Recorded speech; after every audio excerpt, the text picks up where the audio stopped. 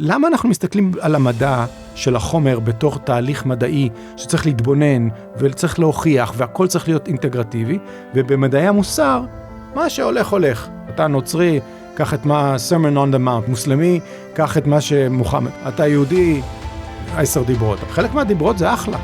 אל תשקר, אל תרמה, תדבר אמת. מצד שני, כבד את אביך ואימך. אם הם ממש אורים רעים, מתעללים בי. אז מה שרנד עושה בעצם, זה זיהוי מאוד עמוק וראשוני. אני מתבוננת באדם. והעובדה שאתה לא צריך לשקר, היא נובעת מטבעה של ההכרה האנושית. אז אחרי שנגענו בפרק הקודם, באושר, איך להיות מאושרים, אנחנו קצת חוזרים אחורה, לשאול מהו הטוב. מה בעצם גורם להחלטה כלשהי להיות החלטה מוסרית, החלטה שאנחנו נצדיק אותה מבחינה אובייקטיבית. יש לזה שאיתנו שוב את טל צפני. שלום. שלום, שלום. טוב, אז אנחנו הולכים בעקבות ספרו ממש חדש מהניילונים של ליאונרד פיקוף, שבו הוא מתאר את האובייקטיביזם, שזו הפילוסופיה של איין רנד, ויש לו ממש פרקים. עכשיו, מי שקצת יותר קשה להם מפילוסופיה וכאלה, אז אנחנו גם ננסה לעזור בפודקאסט הזה ובפודקאסטים הבאים, אבל גם הוא יכול, ככה אני יודע שזה מאוד שנוי במחלוקת, יכול לגשת ישירות לפרק 7, זה הפרק שבו אנחנו מתחילים להתעסק באתיקה, שזה בעצם האגף המוסרי של הפילוסופיה, ויכול לדלג על מה יש, איך אנחנו יודעים שמה שיש הוא באמת קיים, ודברים כאלה. התרגום הוא חדש, הספר לא, הספר יצא ב-91. כן, לא, התרגום לעברית הוא חדש, ובעצם התת פרק הראשון של פרק 7 שנקרא הטוב, עמוד 240, זה חיים. הם השורש המהותי של ערך. זאת אומרת, אם אנחנו שואלים מה זה ערך טוב, מה זה ערך בכלל, אז זה מה שמשמר את החיים, מקיים את החיים. מה זה אומר? אז אנחנו נולדים לעולם, וישר אומרים לנו, זה טוב, זה לא טוב, תעשה ככה, אל תעשה ככה, זה מסוכן, תהיה נחמד לחברים שלך, אל תשקר, אל תרמה, ואנחנו אף פעם לא שואלים את עצמנו, רגע, למה, מאיפה בחוקים האלה באים? ואיין רנד היא מבחינתי הפילוסופית הראשונה שמצאה את הבסיס האובייקטיבי, מדעי נקרא לו, למוסר. היא לא לוקחת את זה כמובן מאליו כי הכהנים אמרו לי, או כל אבותיי אמרו לי שזה טוב וזה רע. היא שואלת את השאלות מחדש, טבולה ראסה. אבל שאר הפילוסופים הם גם כאלה. הם כן, אבל הם לא אומרים בגלל אלוהים. זה אומרים אנשי דת. אז בוא תגיד לי אתה, מה הטוב, מה מחליט מה הטוב מבחינה מוסרית בדת היהודית? לא, מאיפה מתחילים? לא, אבל בדת היהודית זה דברים שפשוט נאמרו. אלוהים אמר. נכון, אבל אם אנחנו מסתכלים רגע בפילוסופיה, הרי איין רנד היא לא הפילוסופית הראשונה. היא לא הפילוסופית הראשונה, אבל היא הראשונה שמצאה את השורש, כן? קיבעה את ההתחלה של האתיקה בדבר שאפשר לראות אותו, שזה חיים. מה זה חיים? איך אנחנו מבדילים בין יצור חי ליצור דומם? יש איזה תהליך שאתה רואה, חילזון. הוא חי? כן, כמובן. מה ההבדל בין חילזון לאבן? לא יודע, הוא חי. הוא חי. אז מה זה הדבר הזה שיש בו, שאין באבן? יש איזשהו תהליך. תנועה. בדיוק. פירוק אנזימים כלשהו. כן, אתה יכול אבל גם אפילו אמבה, שיש, אתה יודע, יוניסלולר, מה שנקרא, עם תא אחד, זה עדיין יש שם תהליך. התהליך הוא תהליך של שריפת פחמימות. לא, זה מה שקורה. נכון, יש שם, כן, אבל זה לא, גם באש יש שריפה, אבל מה שיש בחיים זה תהליך, תנועה, שהוא self-sustaining, איך אומרים בעברית self-sustaining? זה משמר את עצמו. משמר את עצמו. זאת אומרת, אתה לא צריך לעזור לחילזון. החילזון הוא, או הכלב, או מה שזה לא יהיה, יש בו את היכולת להניע את עצמו, שדבר דומם לא יכול. התכונה הזאת, זו תכונה שזה בעצם האלטרנטיבה הקיומית היחידה שקיימת. או לחיות, או להיות דומם. זאת ההחלטה שהיא הסטנדרט בבסיס של המוסר. כל דבר שמקדם את התהליך הזה, שמשמר את עצמו, שנקרא חיים, הוא הטוב, וכל דבר שהורג אותו, מונע ממנו או מאלץ אותו, הוא הרע. זה הבסיס. זאת אומרת, ברגע שאתה מת, אין יותר מוסר. אז אם אנחנו חוזרים רגע למה שאמרת נגיד לפני 2 דקות. כן. מלמדים אותנו שאסור לשקר, שצריך נחמדים לשכנים, איך הדברים האלה קשורים לחיים? אז קודם כל דיברנו על זה שזה השורש העיקרי של הסיבה להיות טוב או לא טוב. עכשיו מתחילים לעלות ולעלות. האם יש מוסר לכלב? אין מוסר לכלב כי אין לו רצון חופשי. ואנחנו מתבוננים באדם כיצור מסוים, חי, ואנחנו רואים שיש לו טבע מסוים. וכדי לקדם את חייו כאדם, באשר הוא אדם, אנחנו רואים שיש תהליכים מסוימים שהוא צריך לעמוד בהם, כדי לשגשג לפי הטבע שלו. ולכן נוצרים סגולות מסוימות או מידות מסוימות, שהיא מוציאה לא מ10 דיברות, ולא ממה בא לי, או מה אמרו לפני אלפי שנים, אלא מתבוננות, כמו מדענית טובה, היא מתבוננת באדם, ומוציאה את תכונותיו, ומתכונותיו היא מוציאה אתיקה, שמשרתות בצורה אוניברסלית, היא לא מדברת עדיין לדברים שאתה רוצה להיות עורך דין, או שאתה רוצה להיות דוקטור, אני מדבר בצורה אוניברסלית, מה המידות האוניברסליות אשר ישרתו כל אדם באשר הוא? למשל, רציונליות, זה דבר שאם אתה לא תעשה אותו, אם לא תשתמש בו, לא תוכל לחיות טוב כאדם. ההחלטות שלך יובילו אותך או למוות, או לעוני, או לחולי, והדרך ליצור תרופה היא על ידי ההפעלה של רציונליות. למה להיות עצמאי? למה לא לסמוך על אנשים אחרים? למה להיות צודק? למה צריכה להיות לך יושרה או כנות? למה לא לרמות את עצמך מול המציאות או מול עצמך? למה להיות הוגן ביחס של כלפי אנשים? כל הדברים האלה. כן. נגיד, כי על האושר דיברנו, למה לא לרמות את עצמך? האושר זה התוצאה של כל זה, דרך אגב. אנחנו משרתים, כל הסיבה של המוסר זה כדי להגיע לאושר. אבל בוא נשאל באמת שאלה, נגיד, למה לא לשקר על האחר? מה רע בזה? מה רע? למה לא להידחף בכביש? הרי זה גם, הרי היא דוגלת באגואיזם. נכון. אז למה לא להידחף בכביש? אוקיי, אז בוא נשאל, בוא קודם נתחיל. למה לא לברוח במסעדה, לשלם? בלי לשלם. כן. בוא נחשוב שנייה ללכת למסעדה ולא לשלם, אוקיי? אם אתה מסתכל על האדם והדרך שבה הוא חי, יש לו תודעה ויש לו, נקרא לזה, הכרה ותת הכרה.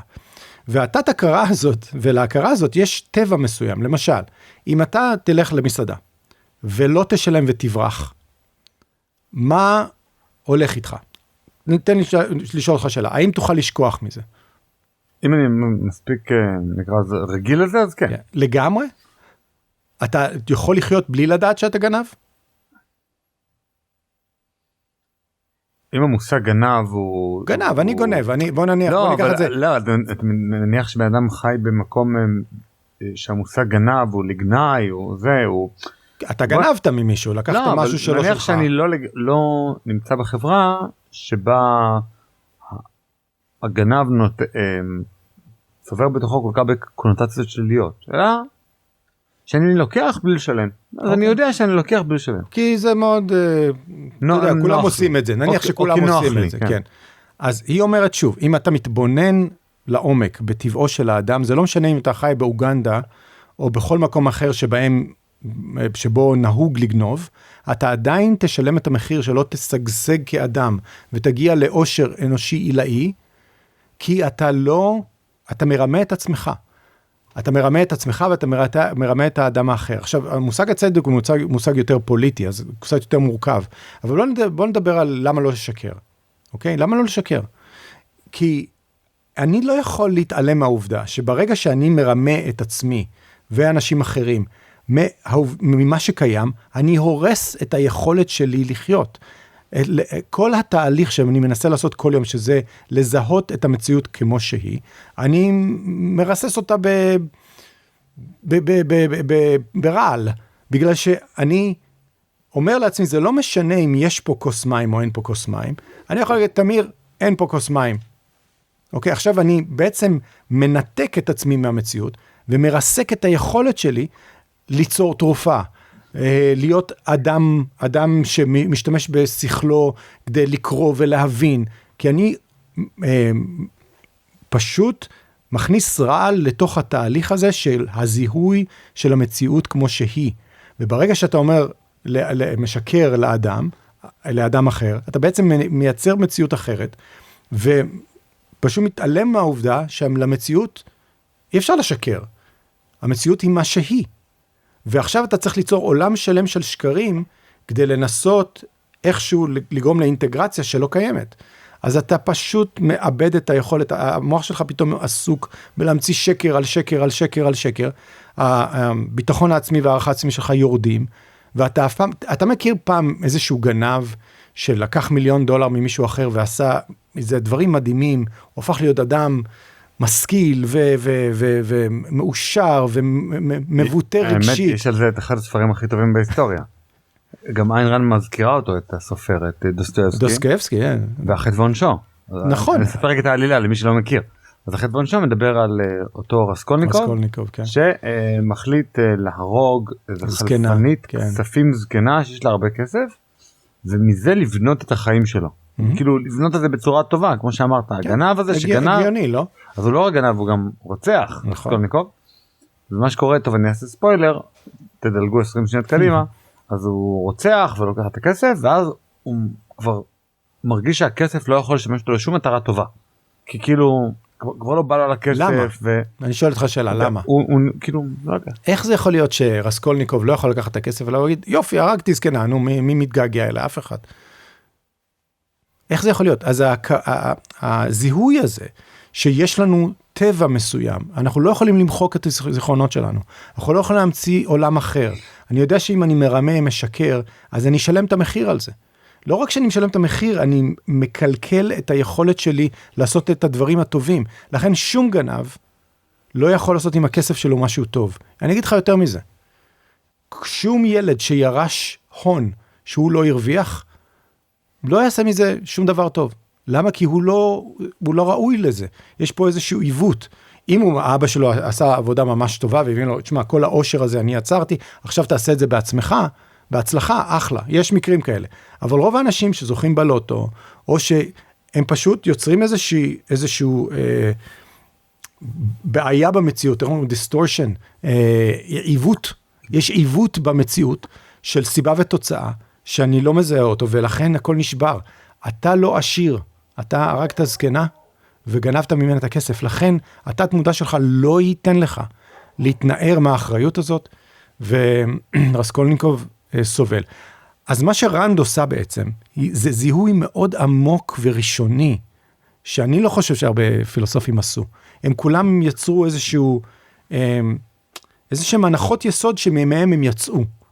או מיסטיות במובן של הדת, ודת זה פילוסופיה, ויש לה קוד מוסר, אז אתה לוקח את 10 הדיברות, ואתה אומר, חלק מהדיברות זה אחלה. אל תשקר, אל תרמה, תדבר אמת. מצד שני, כבד את אביך ואימך. תלוי. אם הם ממש עוברים רעים, מתעללים בי, אז למה?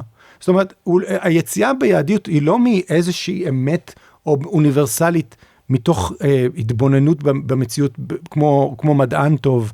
למה אנחנו מסתכלים על המדע של החומר בתור תהליך מדעי, שצריך להתבונן, וצריך להוכיח, והכל צריך להיות אינטגרטיבי, ובמדעי המוסר, מה שהולך הולך. אתה יהודי, 10 דיברות. אתה נוצרי, קח את מה, Sermon on the Mount, מה שהוא אמר. אתה בדואי, מוסלמי, קח את מה שמוחמד. כל אחד יוצא מנקודה, היא אומרת, אני לא יוצאת משום נקודת הנחה. אני מתבוננת באדם. והעובדה שאתה לא צריך לשקר, היא נובעת טבעה של ההכרה האנושית. אז יש כאן בעצם הסתכלות על טבע האדם, ורק אז הסקה של מה הנורמות המחייבות את בני האדם. חלקן הן נורמות אובייקטיביות, בעצם שקשורות לכל בני אדם, וחלקם סובייקטיביות. זאת אומרת, נגיד, לי לא מתאים להיות עורך דין, אבל למישהו אחר מתאים, אבל לשניהם אסור לשקר. כן. אז חלק זה אובייקטיבי, חלק סובייקטיבי, אבל שניהם מסתמכים על מין טבע האדם, נקרא לזה הנתון, לא הראוי, אלא המצוי. נכון. יש פה, אני רוצה לעשות איזו הבחנה. יש מידות אוניברסליות שהן נכונות לך ולי ולכל אדם באשר הוא אדם, ויש את התוכן האינדיבידואלי, היותר פרטני, העדפתי. זה יותר מוסרי לאכול שוקולד או וניל? גלידה. אין, זה לא שאלה, כי יש פה שאלה של העדפה, אוקיי? אז לך להיות, האם זה טוב להיות עורך דין או לנהל פודקאסט, זה זיהוי אובייקטיבי של מי זה תמיר. אני, בתור אדם שאוהב רעיונות, אתה יודע, מופשטים, אם תשים אותי לעשות עבודה פרטנית, אני אשתעמם למוות, אני לא יכול לעשות את זה, אני אף פעם לא יכול להיות רואה חשבון. אני אהרוג את עצמי, יש רואי חשבון שמתים על זה, אוהבים את זה, אתה יודע מה זה להיות מאזן, שיצא בדיוק אפס. אבא שלי, אז יש אנשים שמרגש את זה. ממש אוהב את זה. בדיוק.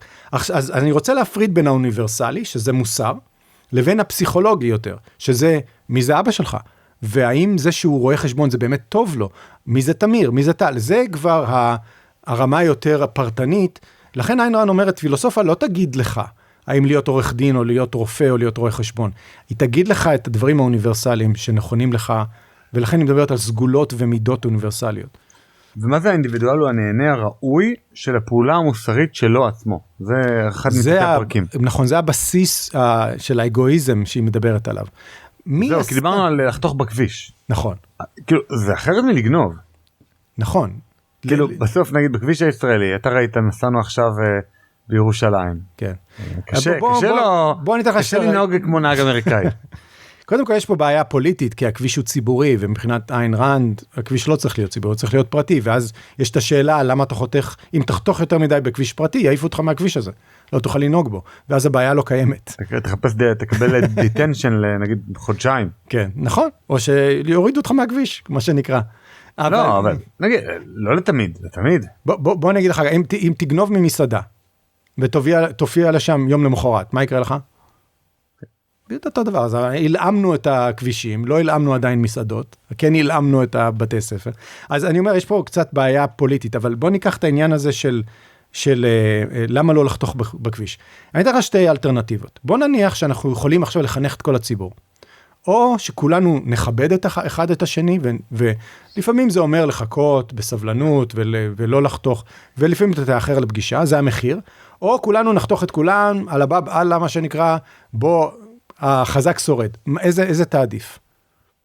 את האופציה הראשונה, שכולם מכבדים את החוקים, ואת הרמזורים, ואת התמרורים. זה ממש השאלה הכי קלאסית באמנה החברתית, במצב הטבע.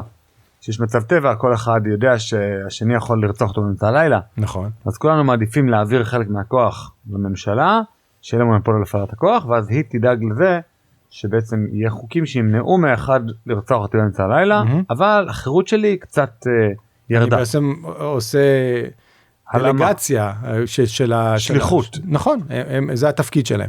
אבל אני אומר, מבחינה רציונלית, אם תחשוב על זה, אתה תעדיף שכולם יעמדו בחוקים המוסכמים, כי אז יהיה טוב לכולם. אז יש פה עניין רציונלי. אם אתה רוצה לחתוך בכביש, תדע שהמשמעות, שאם אתה חותך בכביש, כולם יחתכו בכביש. ואם כולם יחתכו בכביש, בסופו של דבר תגיע לעבודה שלך תמיד יותר מאוחר. אז התשובה היא, כמובן שאני לא אחתוך בכביש, בגלל שאם אני רוצה לחיות בחברה של אנשים שלא חותכים בכביש, אני חייב לא לחתוך בכביש. אבל שוב, יש פה המון בעיות תרבותיות, כי אתה אומר, מה, אני פרייר? כולם חותכים בכביש, אז מה, אני לא אחתוך? אני לא מאשים, כי כשכבר אתה יוצר חברה שבה כולם נגד כולם, כי יש משאבים מאוד מאוד מוגדרים, אבל בחברה חופשית אין את הבעיות האלה. או נגיד, יש את הקטע הזה באוטובוסים לדרום, לצבא. כן. אז החיילים צריכים ללכת בפקודה, כולם מקבלים פקודה להגיע עד השעה 10 בבוקר, אתה לא מוותר, כאילו נגיד אם אתה מאחר את האוטובוס, אז זה לא שכאילו אתה נדפק מזה, אלא כן. אתה דפק כאילו את הצבא, את הצבא. ויש חייל אחר מיחידה אחרת, שגם לא אמרו להגיע עד 10 בבוקר. והתחבורה הציבורית היא מולאמת, אז האם מוסרי לעשות תחרות על מי יחד לאוטובוס, לשים מרפק? אתה שם את היד על המעקה, ואתה ננעל עם המרפק על האוטובוס, אתה אומר, אני עולה, המפקד שלי נתן לי פקודה. עכשיו זה אומר, אם זה אומר שהשאר זה, האם זה מוסרי? לשים את המרפק, להידחף קצת יותר, לעקוף אז שוב, תלוי, בואו נחזור לרעיון העיקרי. הרעיון העיקרי שחייך הם הבסיס למוסר. בלי חיים אין מוסר. אוקיי? לכן אני אומר, קודם כל, העובדה שאתה מקדש את חייך, למשל, אם יבוא מישהו לרצוח אותך, תרצח אותו. אין פה שאלה מוסרית כן או לא. זאת אומרת, רגע, מה עם החיים שלו?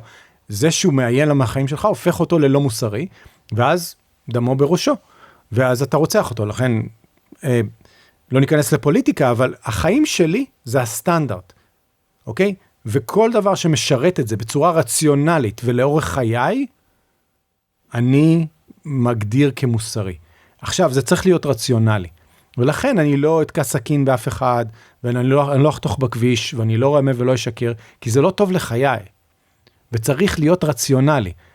ואחד הדברים שאנשים לא מבינים, כשמדברים על רנד ועל מעלת האנוכיות שהיא מדברת עליה, זה העניין הזה של להיות אנוכי, זה הדבר הכי קשה בעולם. זה לא לשקר ולרמות. לשקר ולרמות זה לא אנוכי. זה ההפך מאנוכי. זה הורס אותך. אז לכן להיות אדם היא קוראת לזה גאווה מוסרית, אתה יודע, שאפתנות מוסרית. תשאף להיות הכי טוב שאתה יכול. הכי מוסרי שאתה יכול, כי כל קוד מוסרי שהיא שמה שם, זה יציאה מתוך טבעו של האדם. כל פעם שתפעל נגד טבעו של האדם, אתה תסבול. אז בוא נמשיך אבל כן לדבר על צבא. נגיד, אוקיי, אני הסטנדרט, אני צריך לשמור על זה, ומצד שני חיילים ושוטרים הם אלה ששומרים על הכלל. נכון. האם יש חייל אובייקטיביסטי או שוטר אובייקטיביסטי? חד משמעית. בשוק חופשי, אוקיי, כמו בארצות הברית, לצורך העניין, קודם כל המדינה לא מלאימה אותך, ולא מרסקת את כל הבסיס המוסרי החברתי, בזה שהיא אומרת, לא, החיים שלך, אני אגן עליך, אבל זה שאני אקריב אותך. אז יש פה היפוך של חברה. המדינה, מה תפקידה? מה התפקידה של מדינה? לשמור על סדר. לטובת מה? לשמור על הזכויות, על החופש. של האדם. של האדם, ודאי. אז איך אתה יכול לשמור על זכויותיי והחופש שלי, בזה שאתה הורס אותו לחלוטין, בזה שאתה לוקח אותי בגיל 18 לעשות איתי מה שאתה רוצה? זה דבר והיפוכו. אז בוא ניתן לך את האלטרנטיבה. לא, צריך לצל אלטרנטיבה, כי בעצם כן צריך שחלק מהאנשים ישלמו בדם שלהם עבור השאר האנשים. איזה אנשים? אלה שיבחרו. אם תסתכל מה קורה בחברה חופשית, למשל הצבא האמריקאית, איך זה שלצבא האמריקאי לא חסרים חיילים? איך זה שיש לך אנשים שמתנדבים, לא מתנדבים, בשכר, שזה המשמעות של צבא מקצועי, ואני בעד מה שדרור לוי עושה פה, ומה שבועז, ואנשים שמקדמים את הרעיון של צבא התנדבותי. קודם כל, אני רוצה להיות חייל, אז אני חייל הרבה יותר טוב, והרבה יותר עם הרבה יותר מוטיבציה. 2, אתה תשלם לי, כמו שצריך.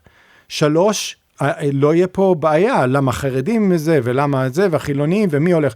לא, ועכשיו תראה את היופי שבעניין. בשוק חופשי, יש לך מספיק אנשים שרוצים להקריב את חייהם, כדי לשמור על החופש של כל האנשים במדינה. שנייה, וזה מוסרי. ועוד איך? אוקיי, נגיד אני הסטנדרט, ואני אוהב להיות חייל. לא, מה זה אוהב להיות חייל? זה נגד החיים להיות חייל. לא, ממש לא. זה הייעוד שלי, זה המטרה שלי. אתה רוצה לעשות פודקאסטים? זה מרגש אותך? זה משלים את החיים. להיות חייל זה מאבד חיים של החייל, בשביל לשמור על חיים של... זה מאיים על החיים של חייל. זה אין שום הבטחה שתמות, נכון? אתה לא הולך למות. אתה הולך להגן. לא, אבל מבחינה מוסרית, אמרנו שחיי אדם כקנה מידה של הערך המוסרי. כן. אני מסכן את החיים שלי קצת, את הבריאות שלי ואת הגוף שלי, ויכול להיפצע. אוקיי. אולי יקבל כאבי גב לכל החיים. נכון. בשביל לממש את עצמי. נניח שאני פעלולן בקולנוע. אני רואה את ג'קי צ'אן וכל הדברים, ולקפוץ מבניינים, אני בתור ילד לומד את כל מה שאפשר, דרך כלל הייתי בסטודיו של פעלולנים. מדהים, אנשים שמקדישים את חייהם, איך ליפול ממגדל 2 קומות בלי להיפצע יותר מדי. דרך אגב הם מבצעים, והם יודעים שהם ייפצעו, והם עדיין עושים את העבודה הזאת. איך אתה מסביר את זה? זה הפשן שלהם, זה התשוקה שלהם. תחשוב שנייה, תמיר, כמו שאתה קם בבוקר, ומאוד מעניין אותך לעשות שיחות כאלה, יש אנשים שקמים בבוקר ורוצים להחזיק רובה, וללכת לעמוד באיזה מגדל תצפית, ולא להגיד, אני רוצה שכל המדינה הזאת תהיה בטוחה. אני רוצה להיות רמטכ"ל, אני רוצה להיות טייס, אני רוצה להיות שריונר. כן, אבל יש אותם, בשוק חופשי, פשוט יש את האנשים שאוהבים לעשות...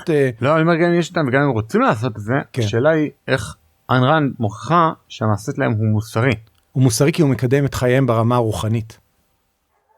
אני לא הייתי אומר לאף חייל ללכת ולסכן את עצמו יותר מדי, ואני חושב שהמדינה שלנו הורגת חיילים, בגלל שהיא לא מקדשת את חייהם יותר, ושהצבא עצמו לא רואה את עצמו כצבא של באמת, שצריך להגן, אלא צבא של כן, בשר תותחים, אני באמת יכול לקחת את כל ילדי בן 18, הם רוצים או לא רוצים, וגם כל התהליך של האימון של החיילים, הוא לא תהליך של אנשים שרוצים, זה כמו שאתה אומר, אני רוצה לנהל חברה, כאשר אני יכול לקחת כל בן אדם פה, לא משנה אם רוצה לעבוד אצלי או לא לעבוד אצלי, ושיעבוד אצלי, איזה חברה זאת תהיה?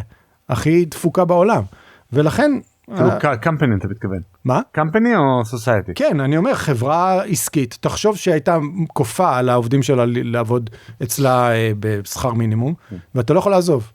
תראה, הפרק הזה נגמר בערכים אובייקטיביים. נכון. מה זה בדיוק אומר? זאת אומרת, כן, אז אתה אומר, לכולם רע לשקר. נכון.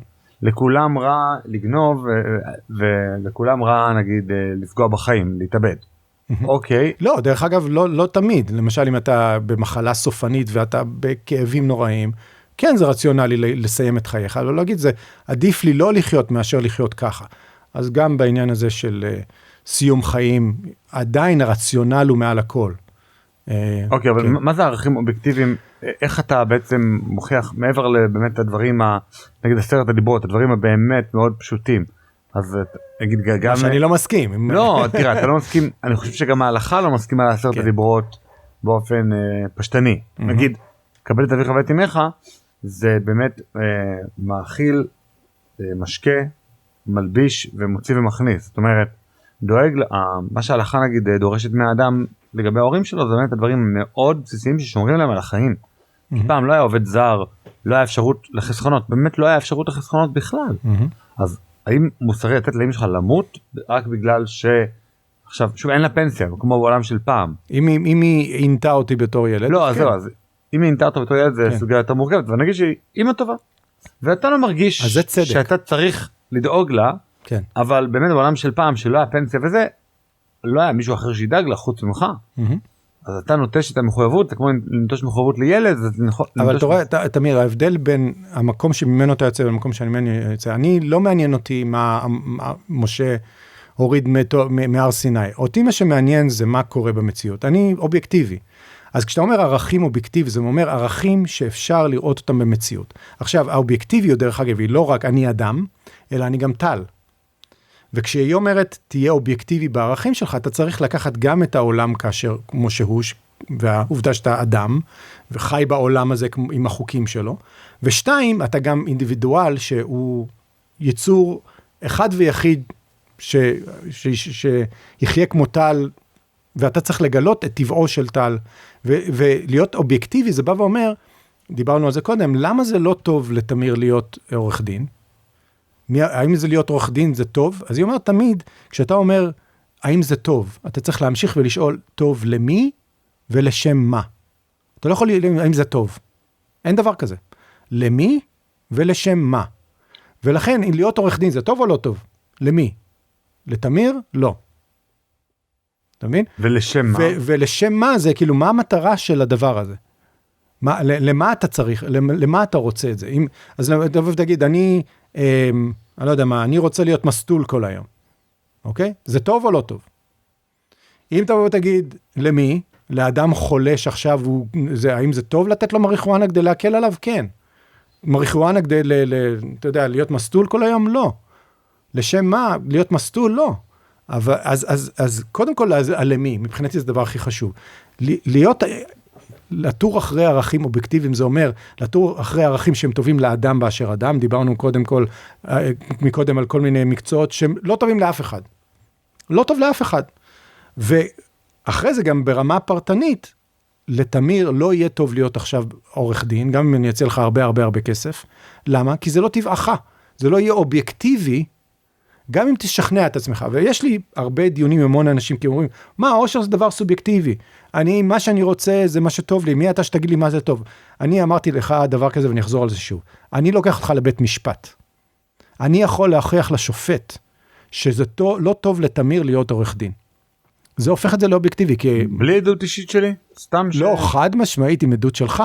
אני אראה לו איך סבלת כשהייתי בעורך דין, ואני אראה לו גם אם אני אציע לך פי 10 יותר כסף, אתה עדיין לא תהנה מזה, ואני אראה לו איך אתה בן אדם הרבה יותר מאושר ומבוטא בזה שאתה מנהל עכשיו פודקאסט. ואם היה לנו שופט מוסרי, אובייקטיבי, הוא היה אומר, תמיר, פסק הדין הוא לא טוב לך להיות עורך דין. חד משמעית זה לא אובייקטיבי. וזה מה שהיא אומרת, תשפוט כל הזמן, כל ערך שלך, האם זה טוב והאם זה טוב לך. ולכן אני אומר, עושר הוא תוצאה של הכרה, קודם כל של מוסר, לכן אנשים אומרים, מה אני צריך מוסר? אם אתה לא מכיר מוסר, אז אין לך בכלל בסיס לדעת, מה אם אני רוצה להיות סוחר סמים? טוב או לא טוב? לא, למה שמישהו ירצה... דיברת מקודם גם בשיחה המקדימה על זונה. נכון, זה טוב או לא טוב להיות זונה? עכשיו, נגיד מישהו אומר לך, אני מאוד נהנה מזה, אני מרגיש שזה הסיפוק שלי, אני מרגיש יש הרבה, לצערי, יש הרבה יחסי ציבור מאוד מאוד, עם המון כסף, של כל מיני בנות כאלה שיש להם אונלי פנס, במאקו ובמקומות כאלה. שזה טוב להם. ועד אמורות, אני נהנית לגרום לריגוש בחיים של זה, או כל מיני זונות, אמורות, כן, סוף סוף מישהו מרגיש שאוהבים אותו, נגיד שעושה לו נעים, זאת אומרת, הוא הרי מתוסכל בבית עם אשתו. אתה יודע מה, אני אתן להם קצת לגיטימציה. אם מה שהיא עושה, זה מרצון להיות כמו בשואו, אתה יודע, שואומנשיפ כזה, כאילו להציג את עצמה ולאהוב את הגוף שלה, אין לי עם זה כל כך בעיה. אבל לתת למישהו לעשות איתך, לקיים יחסי מין, שלא על בסיס של אהבה רומנטית או דברים כאלה, זה פשוט חד משמעית יפגע לך בפסיכולוגיה, חד משמעית יפגע לך ביכולת של הערכה והיכולת שלך ליצור מערכת יחסים אינטימית. זה עושה, איך אומרים, violation, מחלל את הגוף, מחלל את הנפש. ולכן אוניברסלית, אני לא חושב שאם אישה רוצה לשכב עם 10 גברים ביום, זה יעשה אותה מאושרת. אין, זה כמו להיות אותו גנב שיגיד, אני רק אגנוב את $1,000,000 ואחר כך אני אהיה מאושר. אני כן אומר, אולי בתור מישהי שעושה את זה מול מסך, ורוצה פשוט להתערטל, ורואה את זה בתור האמנות שלה, בזה אני לא חושב שיש בעיה. זאת אומרת, זה אובייקטיבית, אתה לא תוכל להסביר מדוע זה רע. כן, אני חושב שאם מישהו היא מאוד חושנית, והיא מרגישה את עצמה דרך הגוף שלה, והיא גאה בגוף שלה, והיא רואה אולי באיזשהו ריקוד אירוטי מסוים, איזשהו ביטוי אומנותי, אתה יודע, יש להם את לא יודע מה, המוטות האלה שהם עושים את זה בכל מיני מועדוני חשפנות. אני עושה את זה בתור ספורט. כן, אז אני לא רואה בזה שום בעיה. לא רואה בזה שום בעיה. אבל כאילו, אתה אומר, יש ערכים אובייקטיביים, כן. והערכים האובייקטיביים האלה, אתה תצטרך לשפוט כל מקרה לגופו, בשביל להגיד, רגע, האם הדבר הזה הוא באמת אוניברסלי פוגע בכל אחד, נכון. או שהוא פוגע רק בתמיר. נכון. נגיד, תמיר זה עורך דין, אז זה אתה צריך שאת שני הדברים תהיה הלימה בשביל הבן אדם ולשמה. אז תמיר לא טוב לשקר, אף פעם. לא לתמיר, לכולם. אבל להיות עורך דין או לא להיות עורך דין, זה כבר ברמה הפרטנית האישית. ודרך אגב, שאתה שואל את עצמך, למה צריך, אני דיברנו אחר כך איך מקשרים את זה לפוליטיקה, למה האדם צריך חופש בכלל? רק בגלל היכולת שלו לטור אחרי ערכיו האובייקטיביים, שאף אחד חוץ ממנו לא יכול לדעת מהם. והגאונות של אנשי הפילוסופים של תקופת הנאורות ושל האבות המייסדים האמריקאים, זה לבוא ולהגיד, וואו, אנחנו יכולים לשחרר את האדם, להגדיר בדיוק מיהו ומהו, ולטור אחרי אושרו, כי אף אחד אחר לא יכול להגיד לו מה זה, והם צדקו 100%. אז בפרק הזה בעצם דיברנו על הטוב, פרק 7 בספר של פיקוף, באובייקטיביזם, הפילוסופיה של איין ראנד, עמודים 239 עד 277. בפרק הבא נדבר על המידות הטובות, שמי שלא יודע, זה בעצם היה, עזוב רק את איין ראנד, כן. אנחנו נדבר עליה, אבל לפני איין ראנד, בעצם זה היה הסטנדרט המוסרי לכל מעשה, היה עניין שנקרא מידות טובות, ועל זה דיברו כל הקדמונים, נכון. ובימינו התחילו לדבר במקום על המידות הטובות, על זכויות האדם, שזה, האמת איין ראנד נוגעת גם בזה, וגם בזה, כן. אבל... אני חושבת שיש שם ערבוב מוחלט שלם, שעושים שם סלט. כן, צריך לדבר על המידות הטובות בנפרד, על בעצם מה הדברים לשאוף אליהם מבחינה מוסרית, ערכית, אישית, איזה דברים צריכים להיות בך, ובנפרד זה איזה גבולות הזכויות של בני אדם אחרים מגבילים אותך בתור בן אדם, כי אתה לא רוצה בסוף לפגוע להם באוטונומיות שלהם, וזה עניין אחר, הוא קשור יותר לממשלה. נכון. אבל את העניין הזה כמעט איבדנו, את העניין על המידות הטובות, מה מוסרי, מה ראוי, איזה סוג של ציור של בן אדם ראוי שיהיה, ווואלה, אם אנחנו זוכים אחרי הרבה מאוד זמן שנעשה פודקאסטים, אני לא חושב שהזכרתי כמעט אי פעם את המידות הטובות, אז זה נדבר בפרק הבא. אז פני, תודה רבה. תודה.